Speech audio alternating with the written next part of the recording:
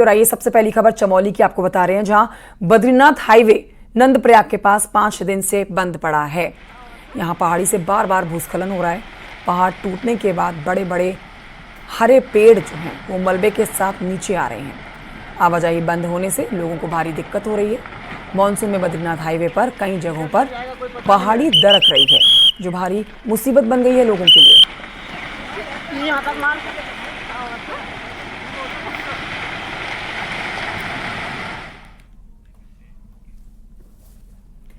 26 जुलाई को कर्णप्रयाग राजमार्ग पर नंदगांव और आमसोड़ के बीच में बारिश और बादल फटने की ये घटना हुई थी, जिसमें मलबे की चपेट में आने से ट्रॉला समेत 2 युवक पिंडर नदी में समा गए थे, जो आज तक भी लापता चल रहे हैं।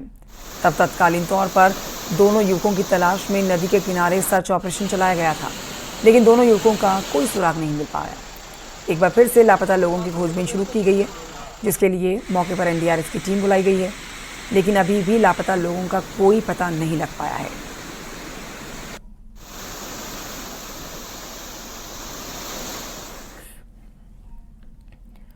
उधर ज्योतिर्मठ के पंगनो गांव में भारी बारिश के बाद एक बार फिर से खतरा बन गया है। लगातार हो रही बारिश के बाद 53 परिवार खतरे की जद में है। पहाड़ी से भारी भूस्खलन हुआ है, जिसके बाद कई घरों के अंदर मलबा घुस गया है। लोग खौफ के साए में जीने को मजबूर हैं। लैंडस्लाइड की वजह से कई घरों की नींव तक हिल चुकी है। गांव वालों ने प्रशासन पर अनदेखी का आरोप लगाया। लोगों का कहना है कि गांव के लोगों की सुध लेने के लिए कोई नहीं आया, ना ही वैकल्पिक व्यवस्था की गई।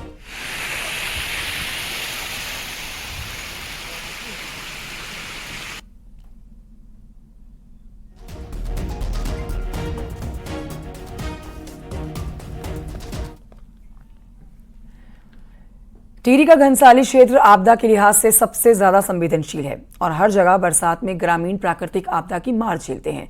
देखिए, इसके बावजूद आपदा प्रभावित कई गांव का विस्थापन नहीं हो पाया है। क्या है ये पूरा मामला, इस रिपोर्ट में समझिए।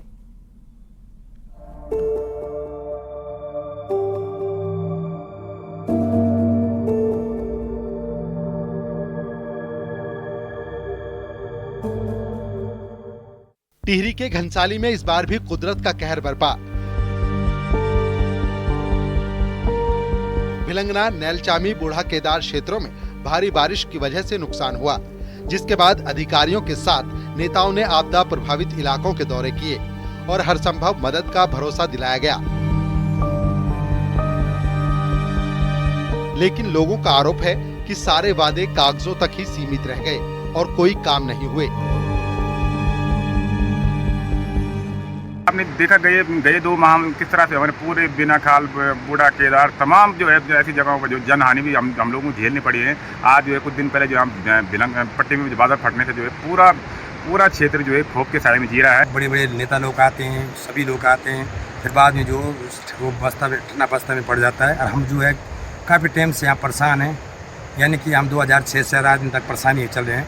अभी हमारे ग्राम पंचायत देवलंग है यहाँ और पंजानाम तोक है, तो हमारे जो है 35 परिवार जो है हमारे बेघर हो रखे हैं। पिछले 1 महीने से बूढ़ा केदार, भिलंगना, नैलचामी और गुत्तू क्षेत्र में लगातार भारी बारिश की वजह से नदी और बरसाती नाले उफान पर हैं। बादल फटने की घटनाएं भी हो चुकी हैं, जिनमें जानमाल के साथ ही खेती, सड़क, बिजली, पानी, पुलिया और संपर्क मार्गों को भारी नुकसान पहुंचा है। वहीं डीएम का कहना है कि आपदा प्रभावित इलाकों का जियोलॉजिकल सर्वे कराया जाएगा और जरूरत पड़ने पर विस्थापन भी किया जाएगा। ऐसे वल्नरेबल मिले हैं, वहाँ सभी जगह हमने जियोलॉजिकल सर्वे भी करा लिया है। कुछ जगह हमने भूमि भी चयन कर ली है, तो इन गाँव में भी देखेंगे कि जहाँ भी ऐसी मांग होगी या जियोलॉजिस्ट जो अगले 2 दिन यहाँ विजिट करेंगे, अगर कहीं भी विस्थापन का कोई मैटर बनता है तो उस हिसाब से कार्रवाई की जाएगी। और इसके अतिरिक्त कुछ सुरक्षात्मक कार्य भी लोगों के द्वारा मांग की जा रही है, जैसे नदी के आसपास की कुछ दीवार लगाई जाए या गाँव के आसपास दुकानें, घरों के ऊपर कुछ सुरक्षा कार्य किया जाए, तो उस डायरेक्शन में भी काम करें। घनसाली का क्षेत्र आपदा के लिहाज से बेहद संवेदनशील है और हर साल मौसम की मार पूरे इलाके को झेलनी पड़ती है।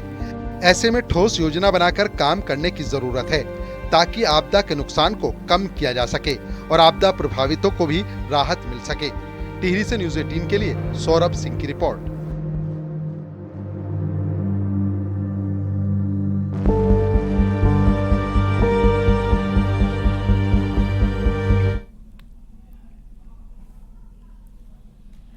पहाड़ों पर भारी बारिश की सबसे ज्यादा मार किसानों पर पड़ रही है। देखिए, लगातार रास्ते बंद होने की वजह से किसान अपनी फसलों को बाजार तक नहीं पहुंचा रहे हैं। देखिए रिपोर्ट।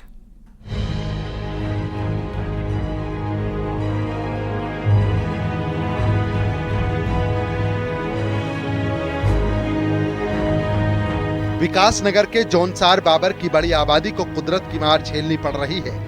टूटी सड़कों की वजह से बीमार लोग अस्पताल तक नहीं पहुंच पा रहे हैं। वहीं किसानों की नकदी फसलें कई दिनों तक मंडियों तक नहीं पहुंच पा रही। चक्राता समेत पूरे जौनसार बाबर के पहाड़ी इलाकों में इन दिनों सेब की फसल भी तैयार होनी शुरू हो गई है, जिसे मंडियों तक लाने में किसानों को बहुत परेशानी के दौर से गुजरना पड़ रहा है। वहीं कैश क्रॉप कही जाने वाली अदरक, टमाटर, हरी मिर्च जैसी सब्जियों के मंडी पहुंचने में देरी होने की वजह से किसानों की सब्जियां खराब हो रही हैं। अगर जब बारिश हो रही है तो कई सड़कें बंद हो जा रही है। जैसे आप देखेंगे ये जो समाल्टा वाली रोड है, ये भी इसकी भी हालत बहुत खस्ता है बरसात में। अगर आप इस पर देखेंगे पाटा गांव है जो कभी भी मुसीबत में पड़ सकता है बरसात की वजह से। और कई दर्जनों सड़कें हैं जिससे किसान की फसल सड़क पर ही खड़ी रह जाती है, मंडी नहीं पहुंच पाती समय से। और जो बीमार व्यक्ति है, कभी भी कोई घटना गांव में हो जाए उस समय से अस्पताल नहीं पहुंच सकता। कम से कम 2.5 से 3 घंटे हम रोड पे जाम में फंसे रहे। मैं तो जब आते हुए इतनी दिक्कतें महसूस हुई, तो मंडी में सही टाइम से जो है फसलें नहीं लोगों की पहुंच पा रही, इसलिए वहाँ रेटों का तेजी उछाल हो रही, किसी का माल गाड़ियों में सड़ रहा। तो ना जाने समय पे आजकल काम ही ठेकेदार लोग कुछ आजकल कर रहे हैं, जो कि सावन के महीने में कितनी बरसात है, समय से काम नहीं कर पा रहे यार। मॉनसून को लेकर प्रशासन अलर्ट है और लैंडस्लाइड वाली जगहों पर जेसीबी तैनात की गई है ताकि रोड बंद होने पर उसे फौरन खोला जा सके। तो सभी विभागीय जो अधिकारी हैं वो बरसात के दृष्टिगत अलर्ट मोड पे हैं और ख़ास तौर से जो भूस्खलन के प्रति संवेदनशील क्षेत्र हैं और जहाँ पे मलबा आने की संभावना बने रहती है लगातार, वहाँ पे स्थायी तौर पे जेसीबी तैनात की गई है। और इसके अलावा किलोमीटर्स को बांटते हुए जो अन्य जगहों पे, ताकि तात्कालिकता की स्थिति में मार्ग खोला जा सके, वहाँ पर भी पर्याप्त संख्या में जेसीबी और ऑपरेटर तैनात किए गए। पूरे पहाड़ में बारिश से हाल बेहाल है। कहीं सड़कों पर सैलाब बह रहा है तो कहीं पहाड़ी दरकने से भारी संकट है, जिसकी वजह से लोगों को हर दिन दिक्कतों का सामना करना पड़ रहा है। न्यूज़ 18 के लिए विकासनगर से कुलदीप चौहान की रिपोर्ट।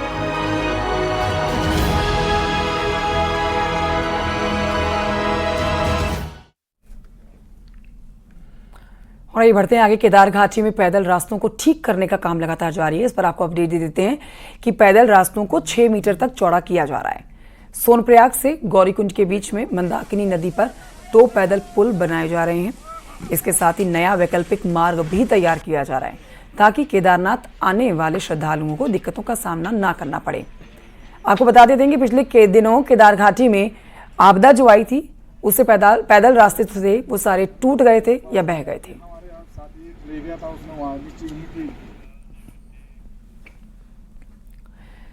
और अब आपको बताते हैं, आज मुख्यमंत्री पुष्कर सिंह धामी पिथौरागढ़ के दौरे पर रहने वाले हैं। गंगोलीहाट में श्री कृष्ण जन्माष्टमी महोत्सव कार्यक्रम में मुख्यमंत्री पुष्कर सिंह धामी जो हैं वो शामिल होने वाले हैं। इसके लिए तैयारियां पूरी कर ली गई हैं। हाट कालिका मंदिर भी सीएम जाने वाले हैं, दर्शन पूजन करने वाले हैं। मुख्यमंत्री बीजेपी कार्यकर्ताओं के साथ बैठक भी करेंगे।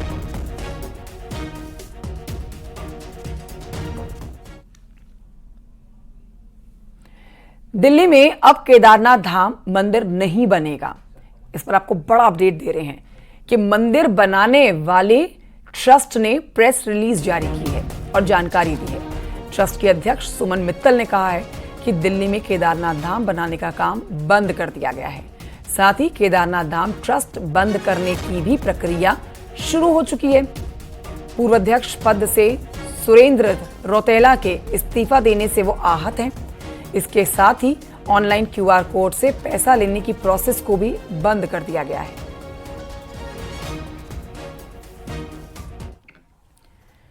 देखिए, केदारनाथ मंदिर और सोना चोरी मुद्दे को लेकर कांग्रेस लगातार बीजेपी को घेर रही है। कांग्रेस छोड़ना नहीं चाहती है मौका। अब तैयारी अगली बार मुद्दे को संसद में उठाने की भी कांग्रेस की है। वहीं संसद में मुद्दा उठाने से बीजेपी के लिए मुश्किलें बढ़ सकती हैं, तो बीजेपी इसे झूठा प्रचार बता रही है। देखिए रिपोर्ट।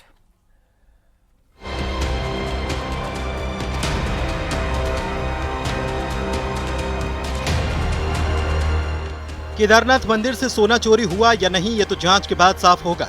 लेकिन दिल्ली का केदारनाथ मंदिर और सोना चोरी सियासी मुद्दा जरूर बन चुका है।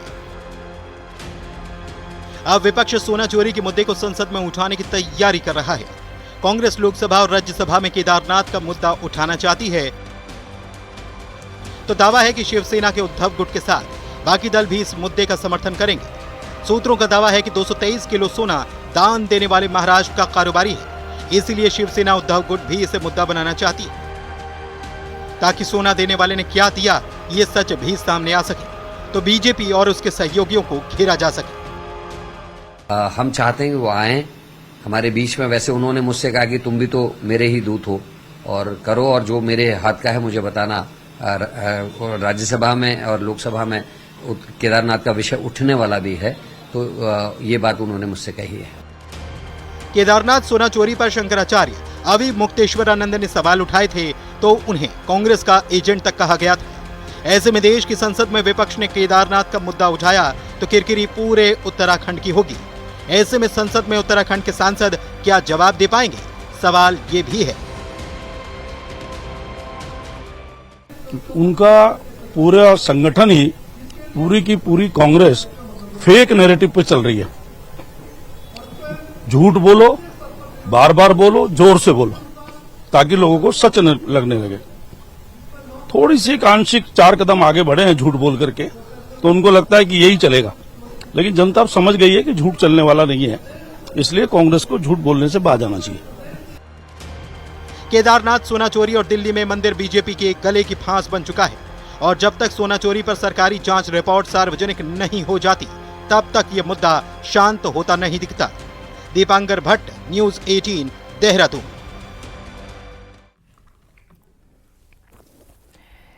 इस बार गैरसैंण सत्र में विधायकों और पूर्व विधायकों की सैलरी पेंशन बढ़ाने का फैसला हुआ, लेकिन कांग्रेस के नेता और पूर्व विधायक गणेश गोदियाल ने बढ़ी हुई पेंशन लेने से इनकार कर दिया है। देखिए, गणेश गोदियाल का कहना है कि वो इस मामले में जल्द विधानसभा स्पीकर रितु खंडूरी से मिलेंगे और मांग करेंगे कि विधायकों की सैलरी पेंशन तय करने के लिए नियामक आयोग यानी कि रेगुलेटरी अथॉरिटी होनी चाहिए, जो इसका निर्धारण करे। वहीं न्यूज 18 ने कुछ बीजेपी के विधायकों से इस पर रिएक्शन लेना चाहा, लेकिन विधायकों ने कुछ भी बोलने से इनकार कर दिया। माननीय विधानसभा की सम्मानित अध्यक्षा जी को पत्र लिखकर इस बढ़ोतरी से के लिए मना करूं कि मुझे ये बढ़ोतरी नहीं चाहिए, और उनसे मांग करूं कि इस प्रकार के बढ़ोतरी के लिए एक नियामक आयोग बनना चाहिए, रेगुलेटरी अथॉरिटी होनी चाहिए, जो ये तय करे कि क्या ये 1,25,000 की बढ़ोतरी या पूर्व विधायकों को 10, 15, 20 हजार जो भी बढ़ने वाला हो, वो बढ़ोतरी क्या जायज है। पिथौरागढ़ में स्वास्थ्य विभाग में हुए लगातार ट्रांसफर से हेल्थ सिस्टम पटरी से उतर गया है। हालांकि ये भी है कि कई अस्पताल अब ताला लगने की कगार पर आ गए हैं। ऐसे में सियासत भी तेज हो गई है इस मामले पर। रिपोर्ट देखिए।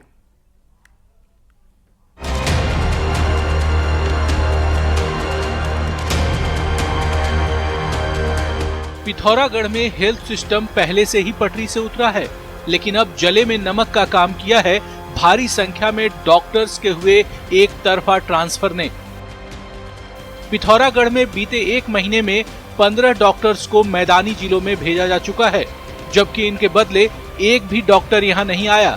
और ये हाल तब है जब यहां पहले से ही दर्जनों स्पेशलिस्ट डॉक्टर के पद खाली पड़े हैं। डॉक्टर्स के एक तरफा ट्रांसफर होने से कई हॉस्पिटल में ताला लटकने को है। वहीं हेल्थ डिपार्टमेंट की इस हरकत ने विपक्ष को भी बैठे बिठाए एक मुद्दा थमा दिया है। 16 डॉक्टर 1 महीने के अंदर सरकार ने ट्रांसफर किए हैं। आज पिथौरागढ़ जनपद की जो स्वास्थ्य सेवाएं पूरी चरमरा गई। जिले के गोंगलियाट, बेरीनाग, डीडीहाट, दारुचला, मुंशारी में बहुत सारी विशेषज्ञ चिकित्सकों के सारे पद दिखते थे। ऐसी स्थिति में यहाँ से फिर स्थानांतरण हो जाना, नए चिकित्सकों की भर्ती न होना, यहाँ के जो गरीब जनता है और जो बीमार लोग हैं उनके लिए बहुत मुश्किल स्थितियाँ हुई। पिथौरागढ़ में स्वास्थ्य सेवाओं की बदहाली का मामला हाईकोर्ट भी पहुंचा है, फिर भी महकमा सुधरने का नाम नहीं ले रहा। यहां डॉक्टर के 174 पद स्वीकृत हैं, जिनमें 70 पद पहले से ही खाली पड़े हैं। यही नहीं, जिन पदों पर तैनाती है उनमें भी 42 डॉक्टर पीजी के लिए जिले से बाहर हैं। वन के आसपास हमारे यहाँ पहले से शॉर्ट था और वर्तमान में जो है हमारे यहाँ जो कि 3 स्टेज में अलग अलग जो है ट्रांसफ़र हुए हैं। तो जो है कि एक डॉक्टर साहब डायरेक्टर बन के गए हैं और एमओ और जो है एसएमओ और कुछ 3-4 स्पेशलिस्ट का ट्रांसफ़र जो है कल वाली लिस्ट में था। जो कुल मिला के 15 लोगों का ट्रांसफ़र हो गया।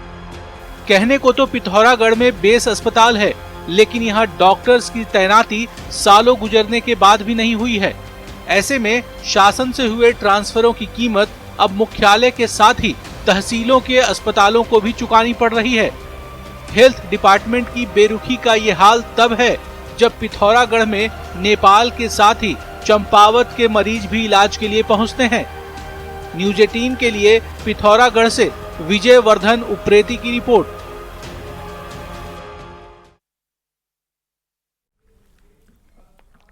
देखिए, विभिन्न सामाजिक, राजनीतिक और पर्यावरण प्रेमी संगठनों ने जोशीमठ को बचाने के लिए देहरादून में एक पदयात्रा निकाली। पदयात्रा की तस्वीरें आप देख रहे हैं। एक मंच पर आकर सभी ने प्रदेश में चल रही जल विद्युत परियोजनाओं पर किसी तरह से अनहोनी होने पर जवाबदेही तय करने की मांग रखी। जोशीमठ में एनटीपीसी के द्वारा बनाई जा रही जल विद्युत परियोजना पर भी सवाल उठे हैं। सरकार से मांग की गई है कि यदि किसी तरह का वहाँ काम शुरू हुआ तो इसके परिणाम विचारणीय होंगे।